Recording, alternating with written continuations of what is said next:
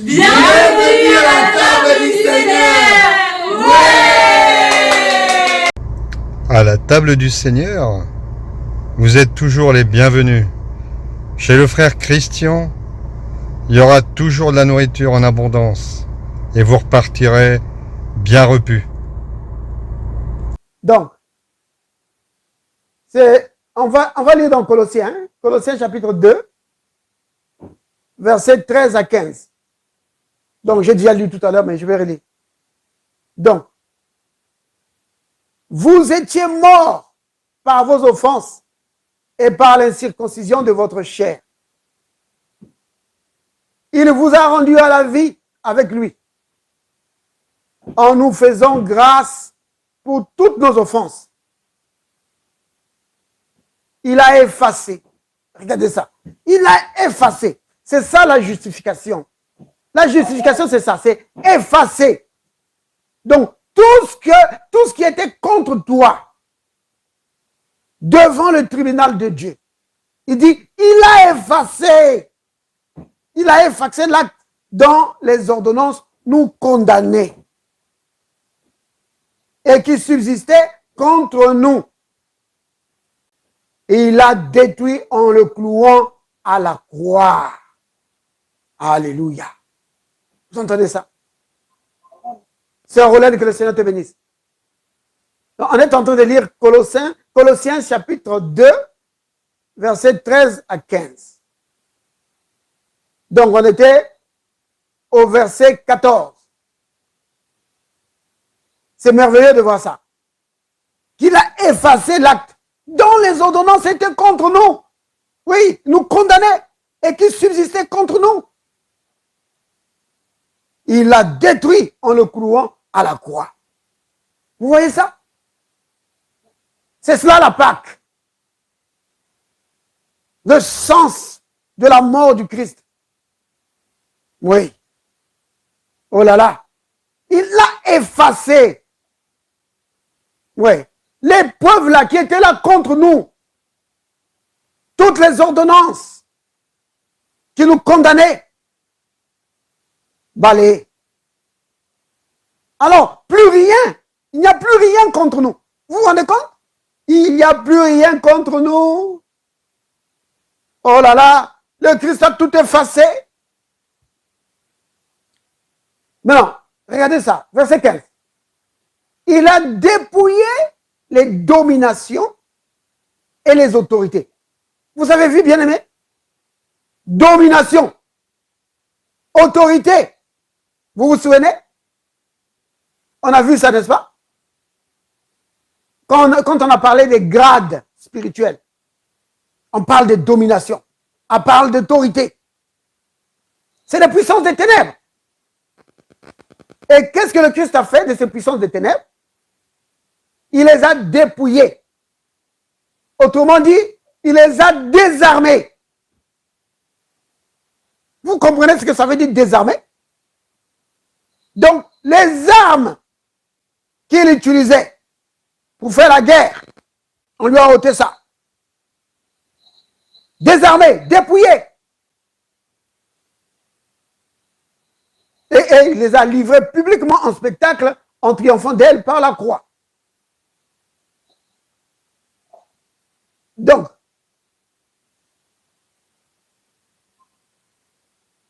c'est Aurore, tu reviens, tu te reconnectes. Parce que je me demandais parce que je ne te voyais pas là. Ok, que le Seigneur te bénisse. Donc, on vient de lire dans Colossiens 2, verset 13 à 15. Alors, bien aimé, regardez ce verset 15. Il a dépouillé les dominations et les autorités. Comme je disais tout à l'heure, vous vous souvenez, on avait lu dans Romains 8. Peut-être qu'on va prendre ça, juste pour revoir encore ces puissances ici. Dans Romains, et puis après on va lire aussi dans Éphésiens. Regardez, on va prendre Romains. Romains chapitre 8.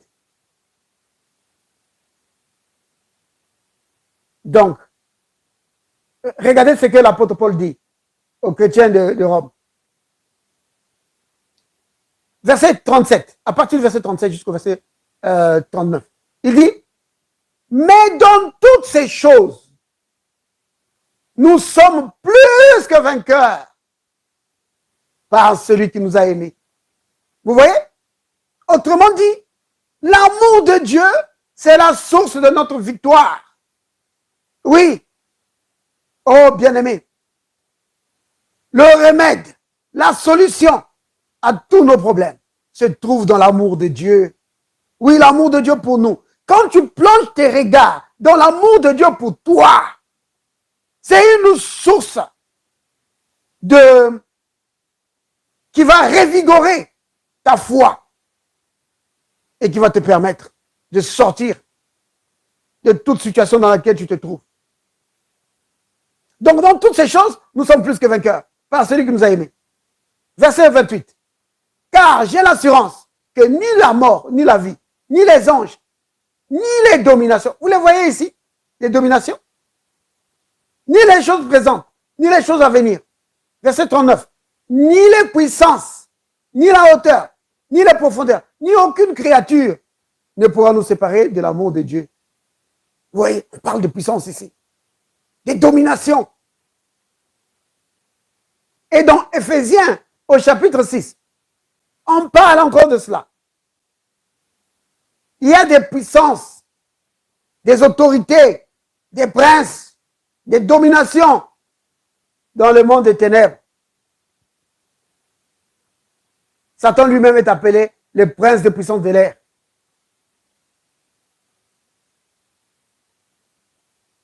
Alors, regardez dans Éphésiens.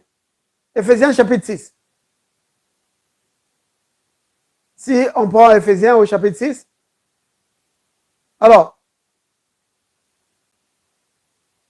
la Bible dit ceci. Regardez, verset 11. Revêtez-vous de toutes les armes de Dieu, afin de pouvoir tenir ferme contre les ruses du diable. Car nous n'avons pas à lutter contre la chair et le sang, mais contre les dominations, contre les autorités, contre les princes de ce monde des ténèbres. Vous voyez? C'est le monde des ténèbres. Les princes, il y en a beaucoup, hein? Mais le prince, parmi les princes au milieu d'eux, c'est leur chef, Satan. Contre les princes de ce monde des ténèbres, contre les esprits méchants, voilà ce qu'ils sont. C'est des esprits méchants. Vous voyez? Domination, autorité, prince des ténèbres. Toutes ces autorités-là, toutes ces puissances, toutes ces dominations, la Bible dit dans Colossiens, chapitre 2, verset 15, qu'on a lu tout à l'heure, que le Christ les a désarmés. Oh là là, oh là là. Il les a désarmés. Hein? Mais bien aimé, pour désarmer quelqu'un ou pour désarmer une armée, tu dois être plus fort, hein? Sinon tu ne peux pas le faire. Donc le Christ les a battus. Il les a battus et les a désarmés. Quand on dit... Attends, je vais reprendre Colossiens. Colossiens chapitre 2.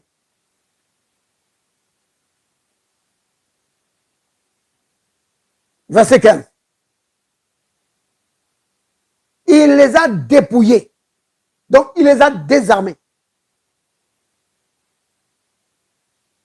Donc, il a désarmé les dominations, les autorités. Et les a livrés publiquement en spectacle, en triomphant d'elles par la croix. Oh, il y a beaucoup de choses à dire ici. Bien aimé. Rien que d'abord sur le fait de dépouiller, donc de désarmer. On peut dire beaucoup de choses. Pour désarmer une armée, il faut d'abord l'avoir battue. Vous voyez? Quand tu as battu une armée, alors tu les désarmes. Vous dites, rendez-vous les gars. De toute façon, s'ils ne se rendent pas, ils savent que la mort est certaine. Le Christ les a battus. Le Christ les a battus. Et il les a désarmés. Sœur Evelyne, que le Seigneur te bénisse. Amen. Vous voyez? Il y a d'autres versions, notamment il y a une version qu'on appelle comment on appelle ça? La parole vivante. Dans la version la parole vivante, il est dit que le Christ,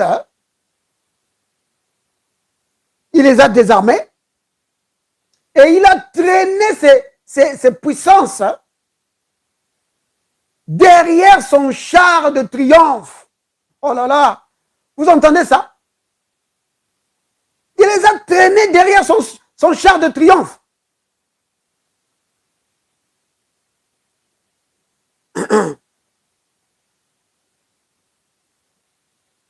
Regardez. On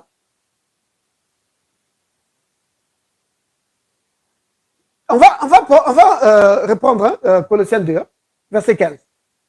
Je vais prendre, parce que je voulais prendre ça dans la version la parole vivante. Il y a quelqu'un qui veut se connecter. Sœur Angèle, que le Seigneur te bénisse. Alors, le Christ a traîné les puissances, donc toutes les puissances qu'on vient de voir tout à l'heure. Hein. Donc, pour les bien-aimés qui venaient de vous connecter là, donc il y a déjà certaines choses qui viennent d'être dites. Et donc, j'ai parlé des puissances des ténèbres qui ont été dépouillées de leurs armes. Donc, ils ont été désarmés. Ces puissances ont été désarmées par le Christ. Donc, pour vous remettre juste dans le bain, donc pour vous permettre vraiment de nous rejoindre, on va relire Colossiens 12. Colossiens 2, verset 15. Parce que normalement, c'est verset 13 jusqu'à 15. Donc, je ne sais pas, est-ce que quelqu'un peut lire? Je vais laisser quelqu'un lire. Colossiens 2, verset 15. Je peux lire? Tu peux lire, Louise. Je lis la parole du Seigneur. Colossiens 2, verset 15. Il a détruit les dominations et les autorités et l'égalité publiquement en spectacle, en triomphant d'elle par la croix. Amen. Amen. Bien aimé, vous avez entendu? Le Christ a désarmé, a dépouillé les puissances des ténèbres. Mais non, si vous voulez savoir c'est quoi, on venait de le lire. Donc c'est dans le livre de Romains, dans Romains chapitre 8, à partir du verset 37 jusqu'au verset 39. Et puis on a lu aussi Ephésiens 6. Vous pouvez commencer à partir du verset 10. Vous voyez? Donc, tout est dedans, bien aimé. Donc, c'est à cause du temps, donc je voudrais avancer un peu. Donc, le Christ a désarmé les puissances des ténèbres. Mais pas seulement ça.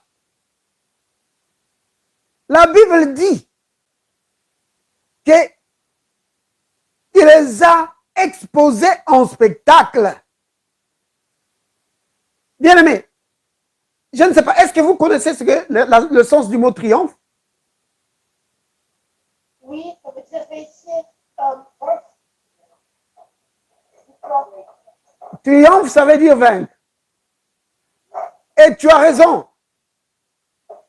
Triompher, ça veut dire vraiment avoir une grande victoire. Une victoire glorieuse. Oui.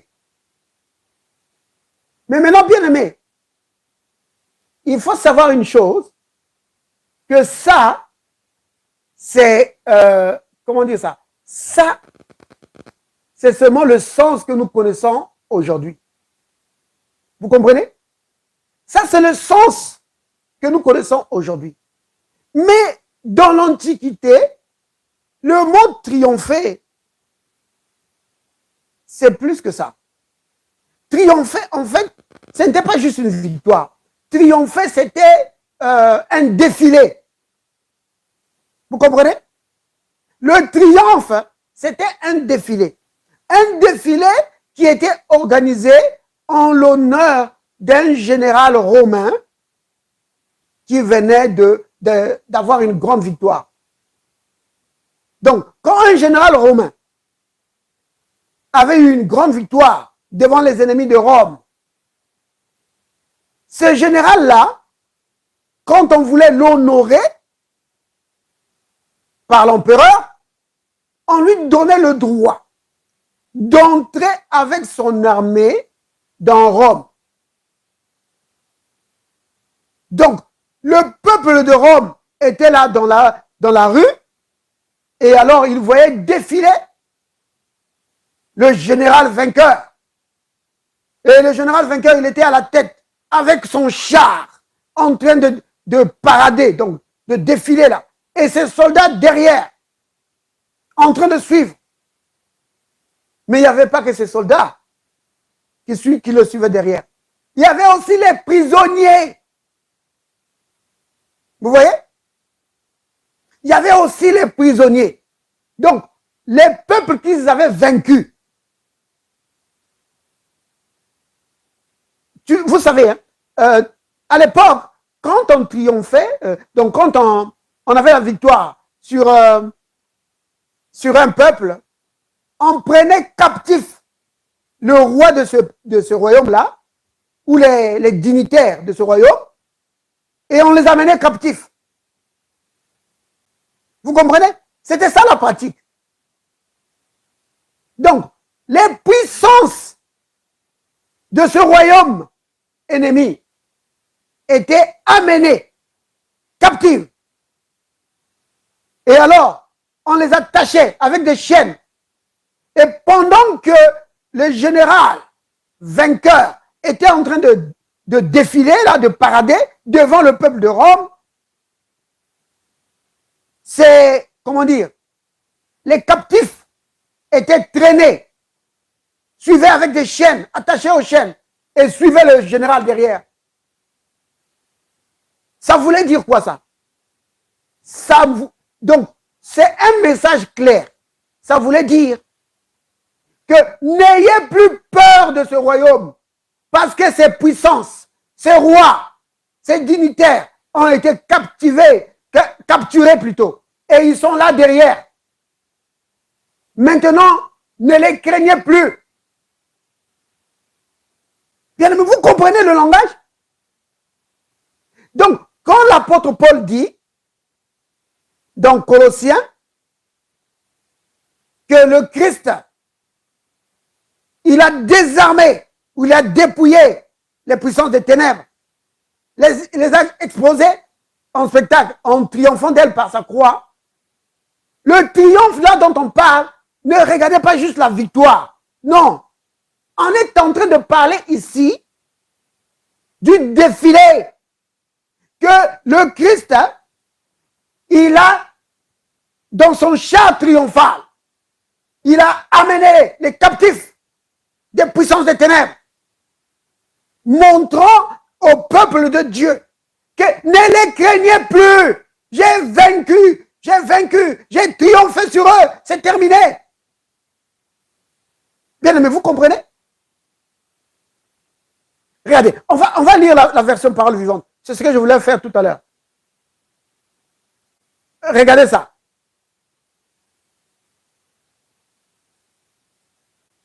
Il est dit ceci.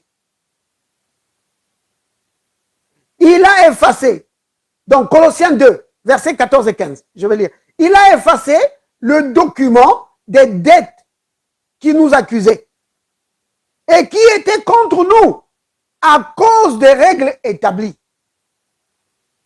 Et il a détruit en le clouant sur la croix. Dieu a enlevé leur puissance aux esprits qui avaient autorité et pouvoir. Il a présenté ces esprits devant tout le monde et il les a traînés comme des prisonniers dans le défilé victorieux de son Fils. Vous comprenez? Il y a une autre version que j'avais vue tout à l'heure. Donc, où il a dit que il les a traînés derrière son char triomphal. Vous comprenez, bien aimé? Ah, j'ai retrouvé ça, c'est cela. Donc, verset 15, il a dit, il a démasqué, puis désarmé toute autorité, tout pouvoir de l'enfer. Il a exposé leurs faiblesses devant l'univers. Vous entendez ça? C'est ça le sens du verset 15. Que le Christ a désarmé. Et il a dépouillé toute autorité, tout pouvoir de l'enfer. Il a exposé leurs faiblesses devant l'univers. Vous entendez? Oh là là! Il les a traînés derrière son char triomphal après sa victoire à la croix. Vous comprenez bien, aimé? Donc, le triomphe, c'est ça. Le triomphe, c'est un défilé où tu exposes la faiblesse de l'adversaire. Donc, on montre, regardez, il dit, peuple de Rome, regardez, le roi de tel royaume qui s'était opposé contre nous. Maintenant, regardez-le, il est là, captif, attaché. Ne le craignez plus, c'est fini pour lui. N'ayez plus peur de ce royaume-là, parce que son roi est capturé, il a été vaincu. C'est ça le sens du verset 15 de Colossiens 2. Que le Christ est en train de dire au peuple, peuple de Dieu, ne le craignez plus, ne le craignez pas. Je l'ai vaincu, j'ai triomphé sur lui, c'est terminé. Je l'ai désarmé. Oh, béni soit le nom du Seigneur. Vous comprenez pourquoi la Bible dit, donc Jacques et Pierre, ils disent de résister au diable. Pourquoi? Parce qu'il a été désarmé. Vous comprenez? Oh là là. Il dit, résistez-lui avec une foi ferme. Il va fuir. Le triomphe de Jésus-Christ. Oh, bien-aimé, c'est le triomphe du Christ. Donc, quand on dit le triomphe de Jésus, ne comprenez pas seulement la victoire de Jésus, non. Quand je dis le triomphe de Jésus, bien-aimé, il faut comprendre, je suis en train de dire, la victoire de Jésus et son défilé pour exposer devant le peuple de Dieu la défaite de Satan et de son royaume.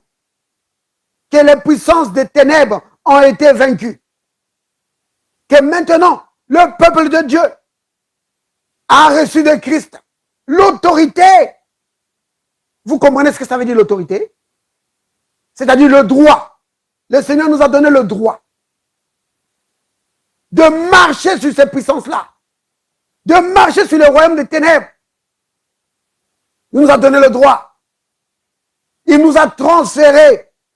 Il nous a donné, comment dire, l'acte de procuration. Disons que mon peuple, je vous donne le droit de dominer sur ces puissances. Moi, j'ai triomphé de ces puissances. Maintenant, vous pouvez dominer, régner sur ça. Vous voyez, bien aimé? Le triomphe de Jésus.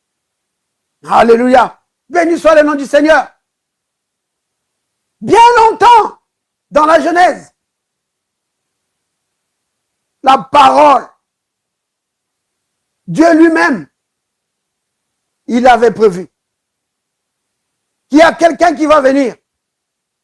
Il a appelé la postérité de la femme, qui va venir pour écraser la tête du serpent. Et il est venu. Il a écrasé la tête du serpent.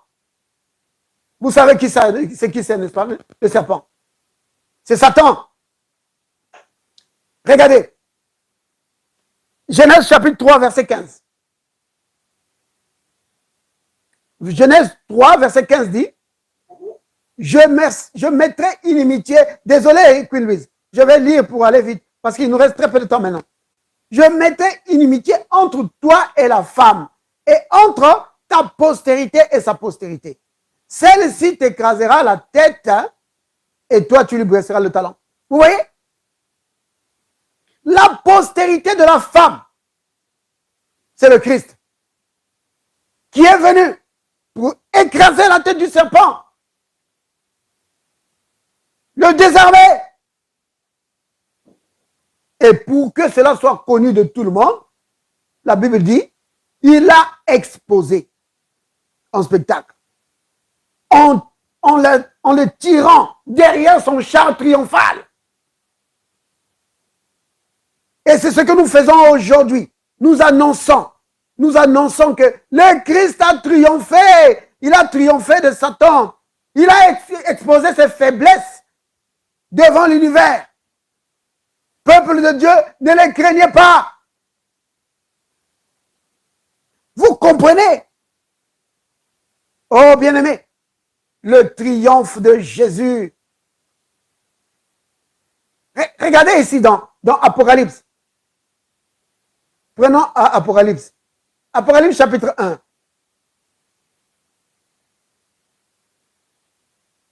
Il dit, au verset 18, il dit, je suis le premier et le dernier, et le vivant. J'étais mort, et voici je suis vivant au siècle des siècles. Je tiens les clés de la mort et du séjour de mort. Vous entendez ça? Jésus dit qu'il tient les clés de la mort et du séjour de mort. Autrement dit, j'ai maintenant triomphé de la mort et du séjour de mort. Je les tiens captifs. C'est terminé. Oh là là, la mort a été vaincue. Vous comprenez? Donc, mort, séjour de mort, c'est toujours le royaume de Satan. Vous comprenez? C'est toujours le royaume des ténèbres. Et le Christ dit qu'il a triomphé d'eux. C'est terminé. Quand il dit qu'il a les clés, ça veut dire que j'ai triomphé d'eux. C'est fini. Je les ai vaincus. Et pourquoi il le dit? C'est pour nous dire, ne les craignez plus, c'est terminé. Oh là là, les triomphes de Jésus. Bien aimé, c'est vraiment capital de comprendre ça. C'est vraiment capital de comprendre ça. Quand tu comprends ça, que le Christ a triomphé des puissances des ténèbres, il a exposé la faiblesse en spectacle. Alors, toi, tu dois profiter. Parce que la victoire de Christ, c'est notre victoire. Vous comprenez, bien aimé? Partout où la Bible parle de Christ, de Jésus-Christ, sachez qu'on parle aussi de nous. Pourquoi? Parce que le Christ et nous sommes liés. Lui est la tête, nous sommes le corps. Vous vous souvenez, bien aimé? C'est dans Galates. Non, dans Colossiens plutôt. Colossiens 1. On va lire celui-ci. Donc, Queen Louise, tu voulais lire? Bon, tu peux lire celui-ci. Colossiens 1, verset 18. Colossiens 1, verset 18. Queen Louise, tu peux lire.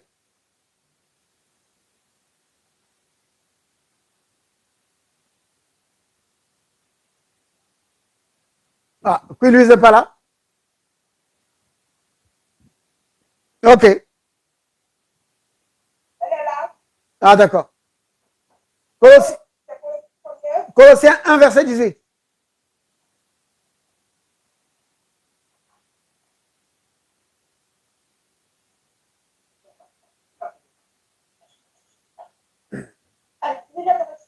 Colossiens 1, verset 18.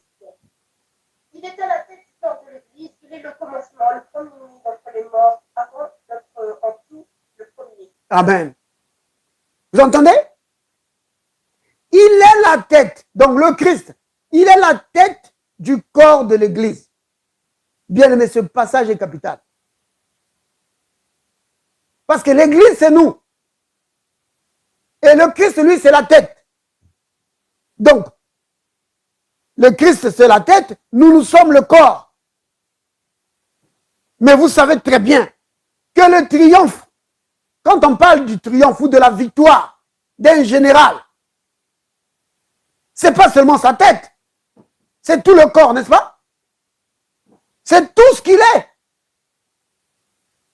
Parce que la tête réfléchit, la tête va concevoir des stratégies, mais il faut que maintenant les mains combattent.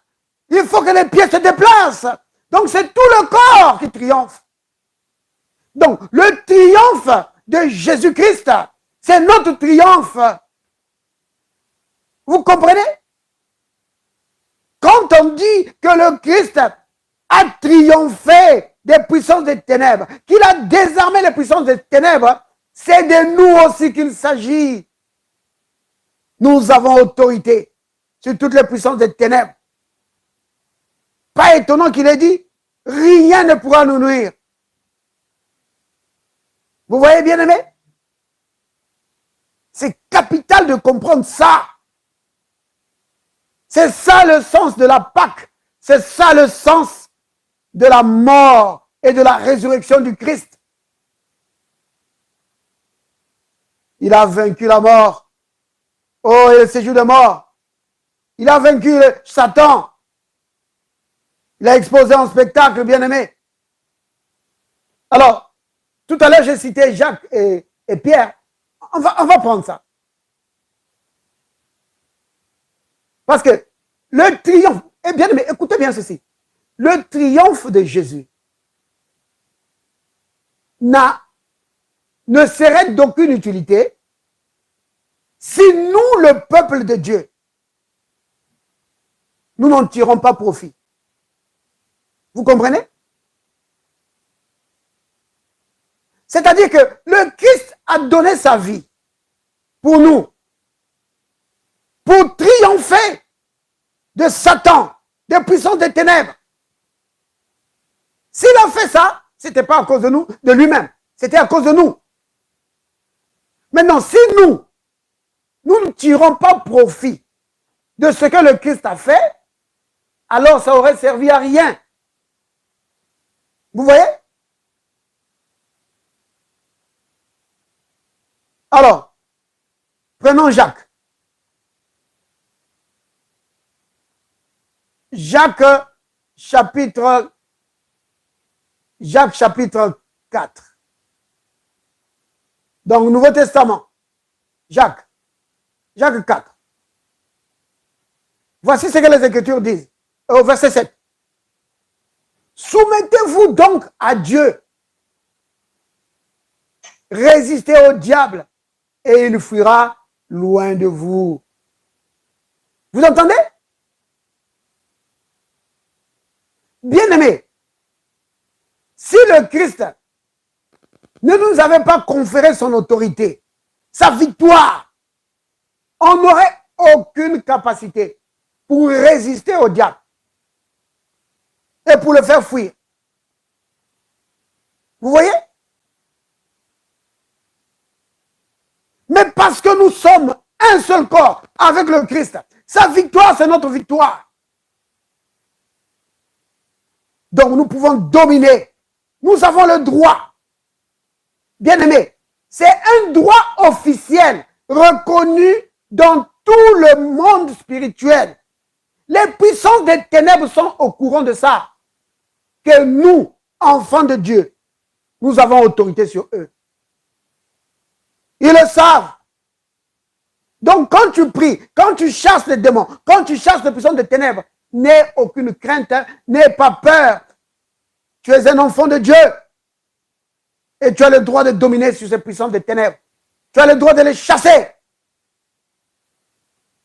C'est ce que le Christ dit. Vous vous souvenez? Dans Marc 16 au verset 17. Voici les signes. Voici le surnaturel qui va accompagner ceux qui croiront. En mon nom. Donc, dans le nom de Jésus. Vous comprenez? Parce que ça doit être en ce nom-là. En nous-mêmes, nous n'avons aucune autorité. C'est quand nous sommes, nous nous identifions à ce corps. C'est parce que nous appartenons à ce corps. Et le nom de ce corps, c'est Jésus. Il dit, en mon nom, le nom de Jésus, ils chasseront les démons. Oui. Alléluia. Béni soit le nom du Seigneur. Maintenant, prenons maintenant Pierre. 1 Pierre chapitre 5. Donc dans Jacques, on a vu, soumettez-vous donc à Dieu. Résistez au diable. Et qu'est-ce qu'il va faire? Il va fuir. Oui. Jacques 5. Plutôt 1 Pierre chapitre 5. Donc, on va commencer à partir du verset 6. Je peux lire? Tu peux lire, oui. Je vais avoir le Seigneur 1 Pierre chapitre 5, verset 6. Unifiez-vous donc sous la puissance de l'âme de Dieu, afin qu'il vous élève au temps convenable. Amen. Non, c'est pas fini. Et déchargez-vous sur lui tous vos soucis, car nous-mêmes prend soin de vous. Mhm. Soyez sobres, veillez, votre adversaire, le diable, rôde comme un lion rugitant, cherchant qui il dévorera. Oui. Résistez à une foi ferme, sachant que même les souffrances sont apposées à notre sachant que les mêmes souffrances sont apposées à nos frères dans le monde. Amen. Le Dieu tout-puissant. Tu peux t'arrêter là. Vous avez vu le verset 8? Soyez sobres, veillez. Pourquoi? Parce qu'il y a un adversaire qui est là, qui rôde comme un lion, cherchant qui il va dévorer. Maintenant, verset 9 dit quoi? Ayez peur de lui, fuyez. Est-ce que c'est ce que la Bible dit?